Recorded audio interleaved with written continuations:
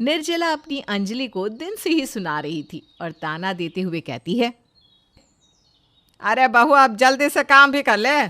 शाम होते ही तुझे अपनी नौकरी के लिए भागना होगा। अभी से काम करना शुरू कर दे, वरना ये सब बाद में मुझे ही करना होगा। माँ जी, आपको पता है कि मैं सारा काम करके ही जाती हूँ, फिर आप मुझे इतना क्यों सुनाती हो? काम कर दूंगी ना, अभी थोड़ी देर तो सोने दो मुझे। हाँ, बड़ी आई टाइम से काम करने वाली। अरे तुझे तो खुद शर्म आनी चाहिए कि अब शादी हो चुकी है। कम से कम अब तो ये रात की नौकरी छोड़ दे। माँ जी, वो मेरा काम है और मैं अपना काम नहीं छोड़ सकती हूँ। मैंने इतनी पढ़ाई की है, इसलिए पढ़ाई नहीं की कि कल को मैं अपने ससुराल वालों के दबाव में आकर नौकरी छोड़ दूँ। हाँ, यहाँ ससुराल वाले भले ही मरते रहे, वो तो तुझे दिखेगा नहीं। बड़ी आई नौकरी करने वाली। अरे जा, अभी से रात के खाने की तैयारी कर, वरना तो देख लियो आज काम पर जाने ही नहीं दूंगी मैं। माँ जी, वही बोलो जो कर पाओ, वरना चुप ही रहो। हाय, अपनी सास को बस अब चुप करवाती रहे। देख बहू, तू मुझे अपनी दुश्मन मत मान। मैं जो भी कह रही हूँ वो तेरी भलाई के लिए बोल रही हूँ। ऐसा अच्छा नहीं लगता कि रात रात भर बहू बाहर काम करे। माँ जी, अगर आप मेरी दुश्मन नहीं हो तो दुश्मनों वाली बातें क्यों कर रही हो? अरे हम आज के समय में रह रहे हैं और आप कैसी बातें कर रही हैं? अब भी ऐसा सोचना। बहू, काम के बाहर भी एक जिंदगी होती है, उस पर भी थोड़ा ध्यान दिया कर। माँ जी, मुझे तो ये समझ में नहीं आता कि आप लोगों को मेरे काम करने से इतनी ज़्यादा परेशानी आखिर क्यों है, और मैं आपकी और बात अभी नहीं सुनने वाली हूँ। अंजलि की रात की नौकरी थी, इसलिए उसे रात में नौकरी पर जाना पड़ता था और यही चीज़ अंजलि की सास को बिल्कुल भी पसंद नहीं थी। लेकिन अंजलि अपनी बात के आगे अपनी सास की बात नहीं मानती थी और रात में नौकरी करने जाया करती थी। ऐसे ही एक शाम अंजलि काम पर जाने के लिए तैयार हो रही थी, तभी अंजलि का पति अभिनव आता है और अंजलि को पीछे से गले लगा लेता है। ओ अंजलि, कितना टाइम हो गया है, हमने एक दूसरे के साथ टाइम ही नहीं बिताया। और तुम्हें तो अपने पति का जरा भी ख्याल नहीं रहता। अरे कभी तो मेरे बारे में सोच लिया करो जाने मन। मेरे पतिदेव, मुझे हर वक्त आपका ही ख्याल रहता है, यहाँ तक कि मेरा तो काम में भी दिल नहीं लगता, पर अब क्या करूँ, मजबूरी जो है। आहा, आज तो बहुत प्यार आ रहा है अपने पति पर। चलो इसी बहाने प्यार तो आया। अंजलि, आज रात ना हम कहीं बाहर घूमने चलते हैं, जहाँ बस हम दोनों हो और कोई ना हो। अच्छा जी, इतनी देर से इसलिए मस्का लगाया जा रहा था? नहीं नहीं, मुझे कहीं नहीं जाना, मुझे बहुत काम है। वैसे भी तुम रहो यहाँ अकेले, मैं चली जॉब पर। अभी तक तो तुम्हारा इतना अच्छा मूड हो रखा था, और अब अचानक से ये क्या बकवास करने लगी? एक दिन तो अपने पति के लिए निकाल ही सकती हो ना। वही तो मैं भी कहती हूँ कि एक दिन निकाल लो ना अपने पति के लिए। मैं भी दिन भर घर पर अकेले बोर हो जाती हूँ। तुम एक दिन निकाल लो, कर लो ऑफिस की छुट्टी, फिर तुम भी खुश और मैं भी खुश। तुम्हें अच्छे से पता है ना, मैं ऑफिस से छुट्टी नहीं ले सकता, और इस टाइम तो बिल्कुल भी नहीं। पता भी है मेरा एक दिन की छुट्टी करना मुझ पर कितना भारी पड़ सकता है। अच्छा, तो मतलब तुम छुट्टी ना करो और बस हमेशा दोनों माँ बेटा मिलकर मुझे ही बोलते रहो, मैं काम छोड़ दूँ, मैं छुट्टी ले लूँ, है ना? अरे मैंने काम छोड़ने के लिए कब कहा? मैं तो बस एक दिन की छुट्टी लेने को कह रहा हूँ। इतना तो तुम कर ही सकती हो ना मेरे लिए। सॉरी माय डियर हस्बैंड, मैं ना ही छुट्टी करूँगी और ना ही यहाँ आपके साथ और गुफ्तगू करूँगी। मैं चली अपने काम पर, बाय बाय। इतना बोलकर अंजलि वहाँ से चली जाती है और अभिनव का मुंह बन जाता है। अंजलि की नौकरी को कोई नहीं समझता था, हर कोई बस अंजलि को काम छोड़ने के लिए कहता रहता। ऐसे ही कई दिन निकल जाते हैं। कुछ दिनों बाद अंजलि को अगली सुबह भी आने में बहुत देरी हो जाती है। जब तक अंजलि घर नहीं आई तब तक घर में खाना भी नहीं बना। वहीं निर्जला को भी चक्कर आ रहे थे और जब अंजलि घर आती है तो उसकी ननद ज्योति अंजलि को सुनाने लगती है। भाभी, आपको हर वक्त बस काम ही दिखता है क्या? यहाँ माँ की कल रात से इतनी ज़्यादा तबीयत खराब हो गई है, आपको वो नहीं दिखा? मटकते हुए चली गई नाइट शिफ्ट करने। मुझे नहीं पता था कि माँ जी की तबीयत खराब है। और माँ जी, अगर आपकी तबीयत खराब थी तो आपने मुझे कुछ बताया क्यों नहीं? कल रात तक तो आप बिल्कुल ठीक थी। भाभी, आप घर में किसी की सुनती कहाँ हो? मेरी माँ तो बेचारी परेशान ही रहती है। मेरी माँ ने सोचा था घर में बहू आएगी जो घर को परिवार को संभालेगी, लेकिन यहाँ तो बहू को रात की नौकरी करने जाना है। अरे जब भैया कमा रहे हैं तो आपको क्यों जाना है काम पे? आप भी तो घर में ही रहती हो ना। अगर मैं नौकरी करने जाती हूँ तो आपको भी तो घर का ध्यान रखना चाहिए। क्या घर का ध्यान रखने की जिम्मेदारी बस मेरी ही है? भाभी, अपनी गलती को मान लेने से आप छोटी नहीं हो जाओगी। और अपनी भाभी पर गलत इल्ज़ाम लगाने से तुम बड़ी नहीं हो जाओगी। घर वालों को भी तो सोचना चाहिए ना। अगर बहू नौकरी कर रही है तो मेरी मदद ना सही, लेकिन मेरी परेशानी तो ना बढ़ाए। नौकरी तो बस बहाना है। पता नहीं है कहाँ मुंह मारने जाती हो आप। जिसकी शादी हो जाती है ना, उसके लिए नौकरी भी उसकी ससुराल वालों का ध्यान रखना ही होती है। और एक आप ही हो बेशर्म। ज्योति ने गुस्से में अपनी भाभी को बहुत कुछ बोल दिया था, जो अंजलि को बहुत ज़्यादा बुरा लगा। इसलिए अंजलि अगले दिन ही काम छोड़ देती है। कई दिनों तक तो सबको अच्छा लगता है कि अंजलि ने काम छोड़ दिया है। एक दिन अंजलि की सास अंजलि से कहती है, अच्छा हुआ बहू तूने काम छोड़ दिया। अब देख तू भी खुश और हम भी खुश। पहले काम करती रहती थी, शरीर को आराम भी नहीं मिलता था। अब देख चेहरे पर कैसे निखार आ रहा है। हाँ माँ जी। क्या हुआ बहू, तू शांत शांत क्यों है? माँ जी, मैं रसोई में खाना बनाने जा रही हूँ। जब से नौकरी छोड़ी है बहू इतनी शांत हो गई है। ना किसी से ढंग से बोलती है, ना ही हंसती है। ऐसे ही चलता रहा तो बहू तो हमसे वैसे ही दूर हो जाएगी। काम छोड़ने की वजह से अंजलि अब चुप चुप रहने लग गई थी। अब अंजलि ना किसी से बात करती, ना किसी की बात का जवाब देती। ये सब अंजलि के ससुराल वाले भी देख रहे थे और उन्हें ये बिल्कुल अच्छा नहीं लगता। जब अंजलि की चुप्पी अंजलि के ससुराल वालों को सताने लग जाती है तो एक दिन सब अंजलि को बुलाते हैं। भाभी, मुझे माफ़ कर दो। मैंने आपके साथ बहुत बदतमीज़ी करी है ना। कोई बात नहीं।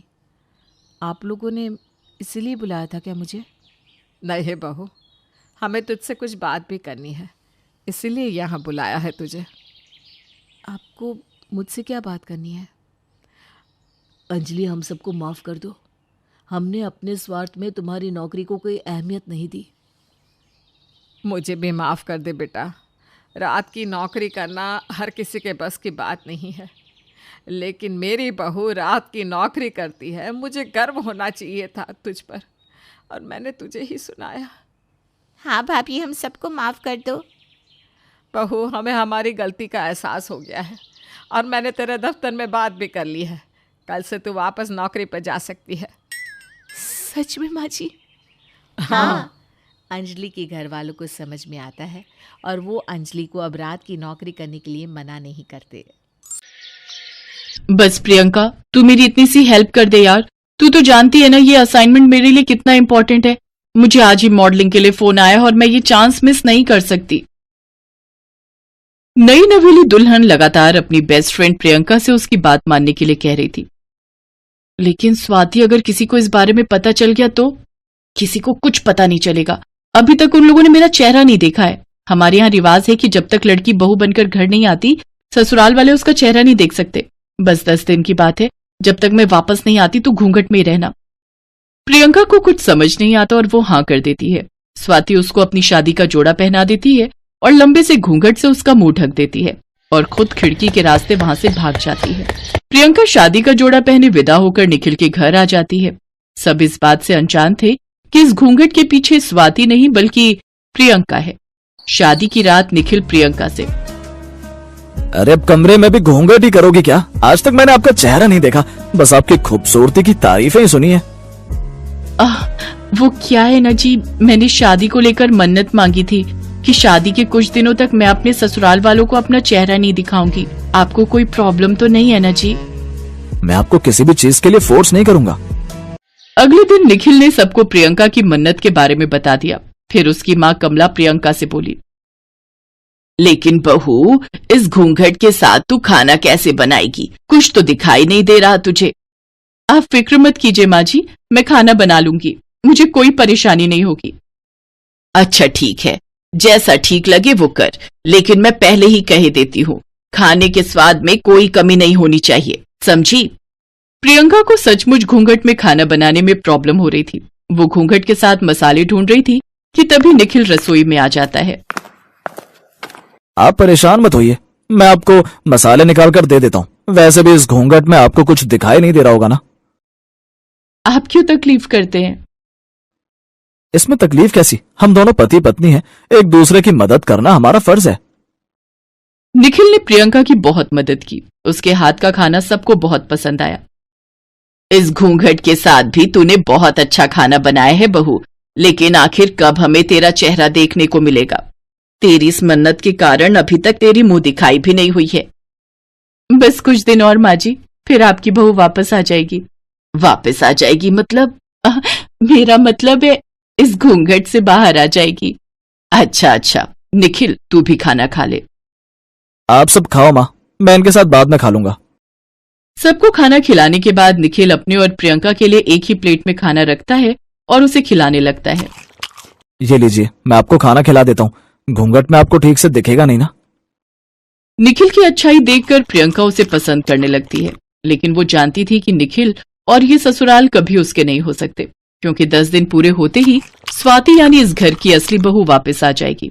ऐसे ही 10 दिन पूरे हो गए। प्रियंका ने स्वाति को बहुत फोन लगाया, लेकिन उसका फोन लगातार बंद आ रहा था। देखते ही देखते 1 महीना बीत गया, लेकिन स्वाति वापस नहीं आई। इससे साफ जाहिर हो रहा था कि वो इस शादी से भागना चाहती थी। ये तूने ठीक नहीं किया स्वाति, तू नहीं जानती तूने कितना अच्छा जीवन साथी खो दिया। अब मैं क्या करूं? मैं निखिल जी को अकेला नहीं छोड़ सकती, वो बहुत अच्छे हैं। फिर प्रियंका ने एक बड़ा फैसला लिया और वो निखिल की पत्नी बनकर उसी घर में रहने लगी। अब उसने घूंघट भी हटा दिया और निखिल और उसके परिवार की जिम्मेदारियों को संभालने लगी। सब कुछ अच्छे से चल रहा था। देखते ही देखते 2 साल बीत गए, लेकिन एक रोज उनके दरवाजे की घंटी बजी। उसने जब दरवाजा खोला तो सामने स्वाति खड़ी थी। तुम यहाँ क्या कर रही हो? वो भी 2 साल बाद? क्यों आई हो अब यहाँ? क्यों? मैं अपने ससुराल भी नहीं आ सकती क्या? मैं तुम्हारे सारे सवालों का जवाब दूंगी, लेकिन पहले मुझे अंदर तो आने दो। प्रियंका उसे अंदर ले जाती है। अब बताओ, 2 साल बाद क्यों आई हो तुम यहाँ? जब मैंने तुम्हें इतने फोन किए तब तो तुमने कोई जवाब नहीं दिया, तो फिर अब क्या लेने आई हो यहाँ? सच तो यह है कि मैं हमेशा से इस शादी से भागना चाहती थी, इसीलिए विदाई के वक्त मैंने तुम्हें दुल्हन बनाकर भेज दिया और खुद भाग गई, और मैंने तुम्हें फंसा दिया। मुझे तो लगा था तुम 10 दिन के बाद सबको सच्चाई बताकर चली जाओगी, लेकिन लगता है पैसों के लालच ने तुम्हें रोक लिया। वैसे मुझे उस निखिल और इस ससुराल में कोई दिलचस्पी नहीं, मुझे तो बस 20 लाख चाहिए, फिर मैं यहाँ से चली जाऊंगी। लेकिन इतने पैसे मैं कहाँ से लाऊंगी? 3 दिन में मुझे पैसे चाहिए, अगर नहीं मिले तो मैं सबको सच सच बता दूंगी। स्वाति प्रियंका की सहेली बनकर उसी घर में रहती है। 3 दिन बीत जाते हैं और आज प्रियंका बहुत डरी हुई थी। तभी उसे अपनी सास की आवाज आती है। हे राम, मेरी तिजोरी से 20 लाख रुपए गायब हैं। निखिल बेटा, तू अभी जाकर सबके कमरे की तलाशी ले। निखिल सबके कमरे की तलाशी लेता है तो उसे स्वाति के बेड के नीचे 20 लाख रुपए मिलते हैं। हे राम, बहू की सहेली चोर निकली। निखिल बेटा, अभी पुलिस को बुला ले। मैंने कोई पैसे नहीं लिए, मैं तो इस घर की असली बहू, फिर मुझे चोरी करने की क्या जरूरत? क्या मतलब? मतलब मैं बताती हूँ। शादी होने के बाद ही स्वाति तुम्हें छोड़कर चली गई और उसने अपनी सहेली प्रियंका को इमोशनली ब्लैकमेल करके यहाँ भेज दिया और आज पैसों के लिए यहाँ वापस आ गई। लेकिन सच कहूं तो ये बात मैं पहले से ही जानती थी। उस रात मैंने तुम दोनों की सारी बातें सुन ली थी और आज मैं खुश हूं कि तुझ जैसी लड़की मेरी बहू बनकर घर नहीं आई। हमारे लिए तो प्रियंका ही हमारे घर की बहू है। अब जाती है या बुलाऊं पुलिस को? नहीं नहीं, मैं जाती हूँ और कभी लौट कर यहाँ नहीं आऊंगी, लेकिन आप प्लीज पुलिस को मत बुलाइए। स्वाति वहां से हमेशा हमेशा के लिए चली जाती है। कमला और निखिल प्रियंका के साथ खुशी खुशी रहने लगते हैं।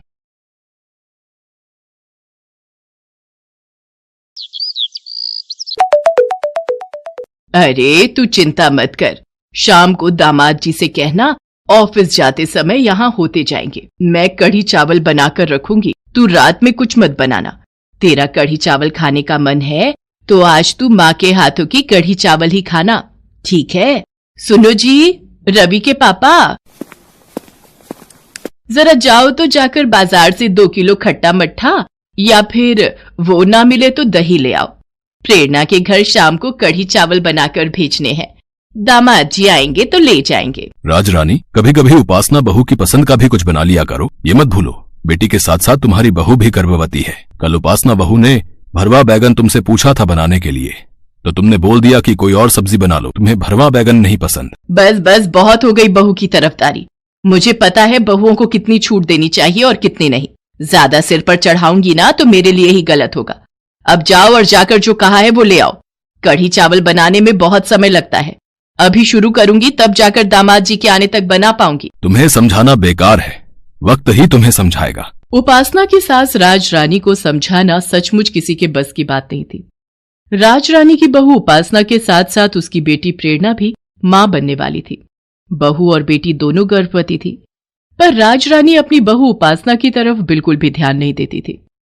उसे तो बस अपनी बेटी की सारी इच्छाएं पूरी करनी होती थी। इसी बात को लेकर उपासना का मन हमेशा दुखी रहता था। वो बहुत ही सीधी साधी एक साधारण परिवार से आई हुई थी। उसने कभी बड़ों के आगे जवाब देना नहीं सीखा था। इसी बात का फायदा राज रानी उठा रही थी। एक दिन राज रानी बाजार से आई तो उसके हाथ में ढेर सारा सामान था। उपासना बहू, जरा एक गिलास ठंडा पानी लेकर आ, आज तो मैं बहुत थक गई। ये लीजिए माँ जी, आपने बहुत समय लगा दिया बाजार में। मुझे तो चिंता हो रही थी, आपका मोबाइल भी स्विच ऑफ आ रहा था। मैंने कई बार फोन मिलाया। मेरी चिंता मत करा कर, अब बेटी माँ बनने वाली है तो मुझे तो 100 काम है। अभी जच्चा के लिए सामान लाई हूँ, फिर बच्चा हो जाएगा तब उसके लिए नामकरण का ढेरों सामान लाना पड़ेगा। अब तो काम ही काम है तो बाजार आना जाना लगा ही रहेगा। क्या बना रही है रात को खाने में? एक काम कर, फ्रिज में भिंडी रखी है, वही बना ले। माँ जी, मैंने तो मटर पनीर की सब्जी और सूखी अरबी बनाई है। वो आज सूखी अरबी खाने का मन हो रहा था तो सब्जी वाले से ले ली थी। किसने कहा था 2-2 सब्जियां बनाने के लिए? कितनी महंगाई है, खाली भिंडी से काम नहीं चलता जो अलग अलग सब्जियां बनाई जा रही है। तेरे तो जीभ के चटकारे ही पूरे नहीं होते। आज बना ली, अब कल से जो मैं कहूंगी वही बनेगा। पता नहीं आजकल की बहुएं अपनी मनमानी क्यों करती हैं। उपासना की आंखों में आंसू आ जाते हैं और वो रोती हुए अपने कमरे में चली जाती है। ये गुड़, बादाम, काजू, किशमिश और ये देसी घी डिब्बों में बंद करके छुपा देती हूँ। कल प्रेरणा रहने आने ही वाली है, उसका 9वां महीना लग जाएगा। उसे रोजाना आटे का देसी घी और ड्राई फ्रूट डालकर हलवा बनाकर खिलाऊंगी। कुछ ही दिनों में आसानी से बच्चा हो जाएगा। दरजानी को फोन कर देती हूँ, उससे मैंने कुछ लंगोट और गद्दियां जो सिलवाई हैं वो पूछ लेती हूँ। सिल गई होंगी तो प्रेरणा के बैग में संभाल कर रख दूंगी। अचानक हॉस्पिटल भागना पड़ेगा तो कुछ नजर नहीं आएगा। उपासना की सास ने एक बार भी उससे मीठे मुंह बात नहीं की थी। उपासना को किसी भी चीज की जरूरत होती तो वो अपनी सास से नहीं कह पाती थी, क्योंकि उसे पता था अगर वो अपनी सास से कुछ कहेगी तो उसे उल्टा ही सुनना पड़ेगा। उपासना अपने मायके भी रहने नहीं जा सकती थी, क्योंकि उसका मायका दूसरे शहर में था और इस हालत में वो सफर नहीं कर सकती थी। इसलिए वो फोन पर ही अपने माँ पापा से बात कर लिया करती थी, पर वो कभी भी अपना दुख अपने माँ बाप को नहीं कहती थी। वो फोन पर हमेशा हंसती रहती थी। अगले दिन प्रेरणा मायके रहने आ जाती है और राज रानी अपनी बेटी की सेवा में लग जाती है। माँ, मुझे और नहीं खाना, मेरा पेट फुल हो गया है। अरे कहाँ कुछ खाया है? अच्छा, ये संतरे अनार का जूस पी ले। बच्चे के टाइम में जच्चा को खून की कमी हो जाती है, इसलिए इस कमी को पूरा करने के लिए जूस फल लिया कर। आओ ना उपासना भाभी, आप भी मेरे साथ जूस पियो। तुम पियो प्रेरणा, मैंने बिल्कुल अभी चाय पी है। अरे तू पी लेना, थोड़ा सा ही जूस है, वो भी तुझसे नहीं पिया जा रहा। उपासना सारा दिन खाती पीती रहती है, उसकी चिंता मत करा कर, तू अपनी चिंता कर। माँ, रवि भैया कब तक आएंगे? मुझे उनके साथ लूडो खेलना है। आपको याद है हम बचपन में कितना लूडो खेला करते थे और मैं हमेशा जीत। प्रेरणा, अब तुम्हारी उपासना भाभी मुझे हरा देती है। पता नहीं मैं तुम दोनों से लूडो में बिल्कुल नहीं जीत पाता। अरे आप आ गए भैया, कैसे हो? मैं तो बिल्कुल ठीक हूँ। और तू सुना, तू कैसी है? मैं बस फ्रेश हो जाऊं, फिर हम लूडो की एक एक बाजी खेलेंगे। उपासना, तुम भी फटाफट काम निपटा लो, हम तीनों मिलकर बैठेंगे। उपासना अभी लूडो वगैरह नहीं खेल सकती, तुम दोनों भाई बहन खेलो। मुझे प्रेरणा के कपड़े अलमारी में लगाने हैं तो उपासना मेरी मदद करेगी। राज रानी उपासना से काम करवाने का कोई न कोई बहाना ढूंढ ही लेती थी। उसे तो बस यही चिंता रहती थी कि उसकी गर्भवती बेटी खुश रहे। गर्भवती बहू से उसे कोई मतलब नहीं था। ऐसे ही कुछ दिन बीत जाते हैं। राज रानी प्रेरणा का बहुत ख्याल रखती थी। प्रेरणा और उपासना दोनों की डिलीवरी का समय नजदीक ही था। कब बच्चा हो जाए किसी को नहीं पता। एक दिन घर पर कोई नहीं था, रवि ऑफिस में था। उपासना की सास राज रानी और ससुर ज्ञानचंद भी किसी जरूरी काम से बैंक गए हुए थे। अचानक पीछे से प्रेरणा को लेबर पेन शुरू हो जाता है। आह भाभी, भाभी मुझे बहुत तेज दर्द हो रहा है। लगता है मेरे लेबर पेन शुरू हो गए हैं। हे भगवान, अब मैं क्या करूं? मुझे ही प्रेरणा को हॉस्पिटल ले जाना होगा। प्रेरणा, तुम चिंता मत करो, मैं रोड से किसी ऑटो वाले को बुलाकर लाती हूँ। प्रेरणा खुद इस हालत में नहीं थी कि तेजी से चल सके, पर वो हिम्मत करके किसी तरह ऑटो वाले को रोकती है और प्रेरणा को ऑटो में हॉस्पिटल लेकर जाती है। घबराहट से उपासना की खुद की तबीयत बिगड़ जाती है। डॉक्टर मेरी ननद की हालत। ओके, मैं चेक कर लेती हूँ, आप अपने आप को संभालिए। सिस्टर, पेशेंट को लेबर रूम में एडमिट कीजिए। उपासना की हालत बहुत खराब थी। वो रवि को फोन करती है। इतनी देर में राजरानी और ज्ञानचंद भी हॉस्पिटल आ जाते हैं। बधाई हो, पेशेंट की बेटी हुई है। जच्चा और बच्चा दोनों ठीक हैं। क्या मेरी नाती हुई है? मैं नानी बन गई। सिस्टर, मेरी वाइफ उपासना जो मेरी बहन को लेकर आई थी वो कहाँ है? देखिए, उनकी हालत बहुत खराब है। उनका ब्लड प्रेशर बढ़ गया है, जिस कारण हमें उनका ऑपरेशन करना होगा। डॉक्टर बस ऑपरेशन रूम में जा ही रही हैं। डॉक्टर, हमारी बहू कैसी है? वो ठीक तो है ना? देखिए, हमें जल्दी ही ऑपरेशन करना होगा। टेंशन की वजह से उनका बीपी बढ़ गया था, जिस कारण नॉर्मल डिलीवरी करना उनकी जान के लिए खतरनाक होगा, इसलिए हम उनका ऑपरेशन करेंगे। प्रेरणा को होश आ जाता है और वो राजरानी को सारी बात बताती है कि किस तरह से उपासना ने उसे हॉस्पिटल में एडमिट करवाया। राजरानी को अपने किए पर बहुत पछतावा होता है और वो अपनी बहू उपासना के लिए हॉस्पिटल में बनी भगवान गणेश की मूर्ति के सामने प्रार्थना करती है। उसकी आंखें आंसुओं से भरी हुई थी। इतनी देर में सिस्टर दौड़ती हुई आती है और बताती है कि उपासना के बेटा पैदा हुआ है, जिसे सुनकर सब लोग बहुत खुश होते हैं। कुछ घंटों बाद उपासना को होश आता है और उसे रूम में लाते हैं। राजरानी उपासना से माफी मांगती है। मुझे माफ कर दे उपासना बहू, मैंने तेरे साथ अच्छा व्यवहार नहीं किया, पर तूने फिर भी एक बहू और भाभी होने का पूरा फर्ज निभाया। माँ जी, मुझे आपका प्यार मिल गया। आपका प्यार मेरे लिए अनमोल है और आप सबकी सेवा करना तो मेरा धर्म है। जीती रह मेरी बच्ची। उस दिन के बाद राजरानी अपनी बहू और अपनी बेटी दोनों को बराबर का प्यार और दर्जा देने